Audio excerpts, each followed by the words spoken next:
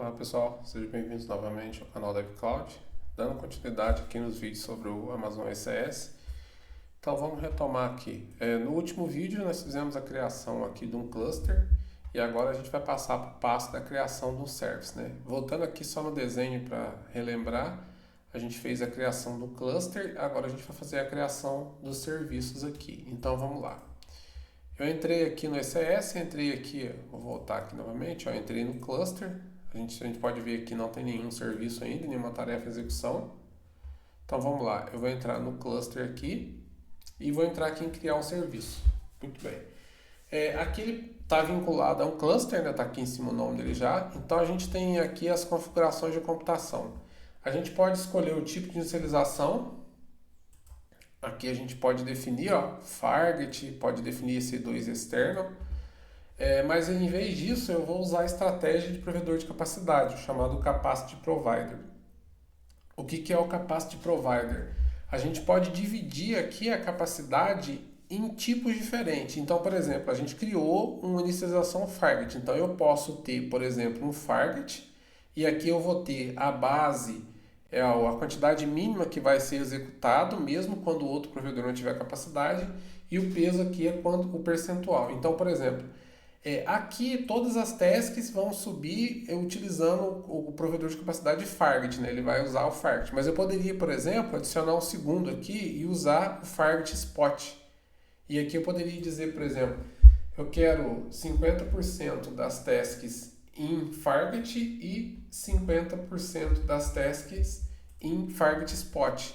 Fargate Spot são aquelas instâncias que tem um desconto bem maior, que fica ocioso, e a gente pode trabalhar com isso usando o Fargate. E aí a gente tem aquela questão, né? No ambiente de desenvolvimento, tudo bem, acho que isso pode ser tranquilo, não causar nenhum problema, mas em produção precisa ser bem pensado, bem analisado, porque Fargate é aquele tipo de instância que a AWS pode pedir a qualquer momento, e aí a gente recebe um aviso e a gente tem 2 minutos antes que ela seja desligada, né? Então, num ambiente que não é crítico, é possível, eu posso fazer isso. E o Capacity Provider aqui, o provedor de capacidade, ele me permite isso, que eu distribua as minhas tarefas em diferentes provedores de capacidade.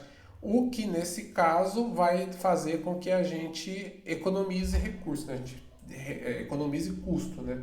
Então, eu poderia fazer 10% aqui, poderia fazer, tipo, 70 aqui, né? Ou, aliás, tem que ser entre meio e 1,5. Então, 50 aqui, por exemplo, e 50% aqui. E aí a gente podia fazer uma análise disso. Mas eu vou deixar só no Fargate aqui mesmo, para facilitar, é só uma demonstração. Então é para isso.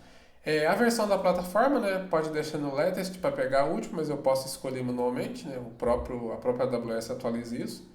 E aqui eu venho para as configurações do serviço. Como eu tinha comentado lá na parte teórica, mas eu vou só relembrar aqui, o serviço é um grupo de tarefa, né, de longa duração, ou seja, vai ficar ativo continuamente. Então a gente tem uma aplicação que roda o tempo todo e o meu serviço vai ficar ativo o tempo todo. E eu posso ter as tarefas independentes. Foi aquele exemplo que eu até citei do lote, processamento em lote, que aqui até é esse exemplo que demonstra. Então eu posso criar uma tarefa aqui e pode ser que essa tarefa seja temporária, né? Então não é só um processamento pontual, eu vou lá, crio a tarefa, faço o processamento e ela termina. Basicamente é isso, né? Mas no nosso exemplo aqui eu vou deixar o service. Posso criar a definição da tarefa que eu falei para vocês aqui manualmente, né? Aquela que eu comentei, que é possível fazer, se eu posso marcar aqui. Mas a gente pode pegar famílias, né? Eu não tenho nenhuma aqui, mas poderia ter criado uma família para isso. E aqui o nome do serviço para o cluster. Eu até tinha colocado aqui, Service Demo DCF, vou deixar aqui. E aí vamos continuar a configuração. O tipo de serviço, como eu estou usando aqui a conta FreeTier, eu vou ter só a réplica mesmo, mas tem o Diamond aqui. Poderia fazer umas configurações, eles até explicam, determina e mantém uma cópia de tarefa em cada instância do container. Aí aqui, pessoal, tem algumas estratégias para isso. Mais embaixo vai ter essa informação e eu comento. Aqui, como eu falei, a quantidade de tarefa desejada, por exemplo, eu quero que quantas tarefas no mínimo fiquem sendo executadas. Aqui eu defino isso. Então o número que eu especificar aqui vai ser o que o ECS sempre vai tentar manter funcionando. Então vou deixar uma só. E ativar o rebalanceamento entre zona de disponibilidade. Isso aqui é interessante porque, como eu falei, a gente trabalhar com todas as zonas de disponibilidade numa região é a maneira recomendada, né, de manter ali o serviço altamente disponível. E o ECS, o que ele vai tentar fazer, se eu deixar essa opção definida, ele vai tentar balancear para poder trabalhar com o mesmo número de instâncias entre as zonas de disponibilidade ali. Aliás, desculpa, instância, né? Tarefas, né? Não necessariamente instância. É de tarefas. Então, o que ele está dizendo, ele até fala isso. Ele detecta automaticamente o desequilíbrio e tenta fazer um equilíbrio ali entre a zona de disponibilidade. Ele redistribui as tarefas do serviço até ficar equilibrado. Por exemplo, eu tenho a zona de disponibilidade A e B, e aí eu tenho 20 tarefas na zona de disponibilidade A e 5 na D. Então isso fica desbalanceado. Então ele reequilibra, ele rebalanceia isso automaticamente. Então é interessante manter isso aqui marcado para ele equilibrar. O período de carência aqui do Health Check, né, que é a verificação de integridade, isso aqui é importante, pessoal, porque o que ele vai fazer?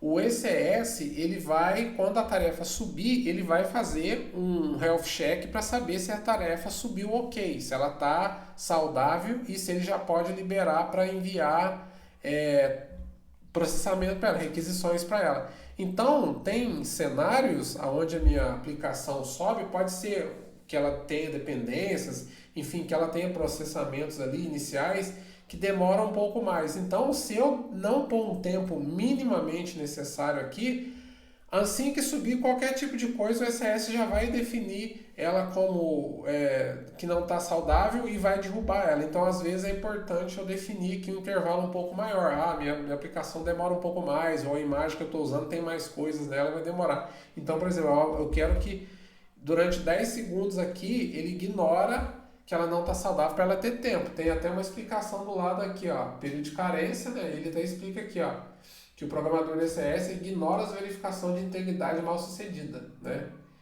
Do Elastic Load Balance depois com tarefa iniciada. Então, ou seja, como eu falei, às vezes pode que a tarefa não deu tempo ainda de inicializar tudo que precisa no container. Então aí, para que ele não considere isso não íntegro, porque o Load Balance vai tentar fazer isso se estiver utilizando ele, a gente dá um tempo maior. Então, é para isso que funciona isso aqui.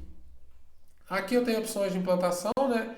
Aqui já é um tema que vale discutir num vídeo separado, né? São as maneiras de implantação. A gente tem cumulativo, tem azul e verde, blue e green, né, que a gente fala. E aí eu posso definir aqui. Isso aqui, em resumo, muito simples, seria assim. Eu tenho, por exemplo, 3 instâncias funcionando de uma determinada aplicação. Quando eu for fazer um deploy para ela, o que eu configuro aqui é dizer o seguinte, ó, ele vai atualizar todas de uma vez só, ou seja, desliga todas, atualiza e inicia todas, ou não, o meu serviço ele não pode ficar indisponível, então eu posso definir a capacidade. Então, por exemplo, eu posso configurar para que ele atualize 50%, e quando esse 50% tiver sido atualizado, vamos pôr um número redondo, eu tenho 4 instâncias. Ele atualiza em 2 e deixa 2 funcionando. Então eu tenho metade da capacidade disponível. Quando essas 2 que foram atualizadas tiver ok, tudo funcionando, começar a receber requisição, ele atualiza os outros 50% até que ele tenha tudo funcionando. E aí eu preciso definir isso aqui. Então nesse exemplo aqui ele vai fazer o quê? Ele vai criar um lote adicional e vai atualizar o lote adicional mantendo 100% da disponibilidade. Ou seja, então se eu tenho 3, ele vai fazer o quê? Ele vai criar mais 3, vai atualizar essas 3 e só quando essas 3 estiver funcionando que ele vai substituir e desligar as outras antigas. Então, e aqui eu posso configurar isso. Por isso que aqui tem 200% da capacidade, né? Eu preciso dobrar para que eu tenha no mínimo 100% da capacidade. E o Blue e Green aqui basicamente é aquele esquema, ele tem 2 ambientes, o azul e o verde. E se eu não estiver enganado, o azul vai ser o novo e o verde é o que está funcionando, ou o contrário, eu não me recordo de cabeça. Mas é isso que ele vai fazer, ele vai atualizar num ambiente e depois, quando tiver ok, ele substitui e mata o outro. Então aqui são estratégias de fazer deploy conforme cada necessidade. Por exemplo, o meu serviço é crítico, ele não pode ficar em maneira alguma indisponível. Então eu tenho que usar uma estratégia.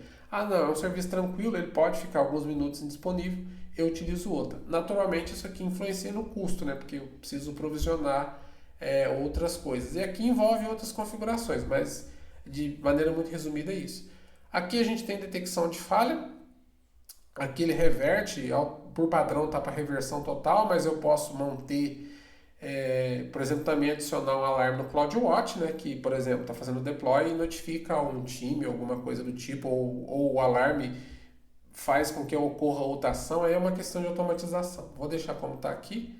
Service Connect, que eu falei, descoberta automática de serviço para poder fazer com que os serviços se comuniquem entre si. Eu quero que dois serviços se comuniquem, então isso aqui é uma maneira nativa de fazer. Detecção de serviço faz parte da primeira descoberta, né? Então eu tenho que definir aqui para me configurar as outras coisas que precisa, a gente não vai mexer nisso no momento. A parte de redes, né? Aqui eu posso configurar quais subnets vão subir, qual que é a VPC, vou usar um grupo de segurança existente, eu vou criar outro. A questão dos IPs públicos, né? Que vai ser atribuído das interfaces, das ENIs lá das tarefas. Então essa aqui é a parte de rede, eu posso configurar também. Por default ele pega a padrão, né? Então é comum isso. Balanceamento de carga, se eu quiser aqui eu poderia ter definido, mas eu não coloquei a definição de tarefa, então não precisa, ele vai cuidar. VPC LETS, não vou falar sobre isso aqui. O autoscale também não é necessário aqui, a gente definiu o capacity provider, mas eu poderia usar aqui e aqui eu configuro. Ó, usar serviço de autoscale e eu coloco o número mínimo de tarefa e o número máximo. Como eu tinha explicado, ó, o que ele vai fazer? Ó? Ele vai olhar no service e vai mexer na quantidade de tarefas desejadas do service. Lá em cima eu configurei isso. E aqui eu posso trabalhar as minhas políticas, né? Então tem rastreabilidade de destino e escalabilidade de etapas. E aqui eu posso, por exemplo, destino, eu posso escolher uma métrica, ó, por default já tem essas aqui, quantidade de request lá do ALB, do Load Balancer, que ele vai usar. E aqui eu tenho, por exemplo, CPU, ó, defino aqui 70% de CPU, aí eu definiria aqui o percentual de uso de CPU e aqui eu definiria por quanto tempo. E aí, por exemplo, se ficar 70% durante 60 segundos, eu vou escalar. E eu vou reduzir quanto? Quando ficar por 30 segundos. E aí ele vai reduzir isso, né? Ele escala para cima e para baixo. Agora, se eu não quiser que reduza, basta eu marcar aqui, ó. Ele vai dizer reduzir. Então, basicamente é isso. São essas configurações. Caso eu queira colocar algum volume EBS, enfim, a gente vai colocando as configurações. Mas eu vou deixar por enquanto sem usar o escalonamento aqui. Então o serviço é isso, pessoal. Só pôr para criar aqui. Deixa eu ver o que eu esqueci. Eu esqueci da família. Eu vou ter que criar uma família. Não tem nenhuma definição ainda. Deixa eu ver se eu... mas eu não tenho ainda aqui. Deixa eu ver se eu consigo... acho que não vai dar. Vou ter que criar uma família. Tá, eu vou fazer uma pausa no vídeo aqui, pessoal. Vou criar essa família e a gente continua. Bom, pessoal, a parte da família aqui, eu vou fazer um vídeo separado dela para a gente falar, que é onde a gente vai definir a configuração das tarefas, as Task Definition. Então, como é um tema que tem bastante configuração, eu vou colocar ele num vídeo separado para ficar mais fácil e esse aqui não ficar muito grande. Então, aqui a gente passou as informações do serviço, né? Então, no próximo vídeo a gente vai criar a definição de tarefa lá, Task Definition, que está aqui do lado, para a gente selecionar, vincular ao serviço aqui para a gente concluir a criação.